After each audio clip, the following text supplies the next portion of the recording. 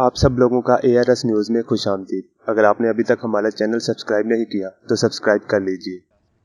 भारत मकबूजा कश्मीर के मामले पर सलामती कौंसिल के इजलास से कबल ही दुनिया के अमन को खतरे में डालने की धमकियों पर उतर आया।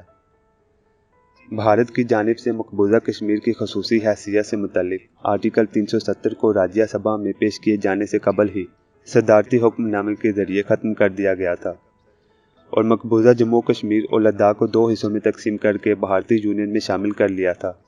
पाकिस्तान ने भारतीय फैसले को यकसर मुस्तरद करते हुए कश्मीर को एक मुतनाज़ इलाके करार दिया था और बैन-अल-अक़वामी बरादरी से भारतीय इक़दामात का नोटिस लेने का मुतालबा किया था।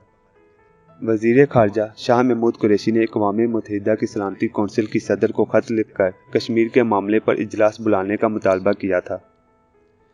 भारत ने सलामती कौंसिल का इजलास बुलाए जाने से रोकने के लिए तमाम तर कोशिशें की और अब जबकि मकबूजा कश्मीर की सूरत हाल का जायज़ा लेने के लिए सलामती कौंसिल का इजलास आज हो रहा है तो भारत धमकियों पर उतर आया है।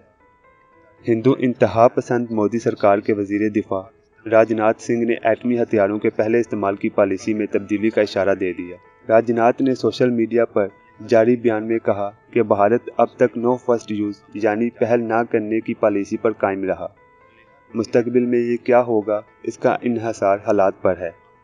भारत ने 1974 में तमाम बैन-अल-अक़वामी कवानीन की धज्जियां बखेरते हुए एटमी धमाका किया था। भारत को इस अमल से बाज रखने के लिए न्यूक्लियर सप्लायर्स ग्रुप का 1974 में क़याम अमल में आया। भारत फिर भी अपनी हर दर्मी से बाज न आया और 11 और 13 मई 1998 में 5 एटमी धमाके कर दिए।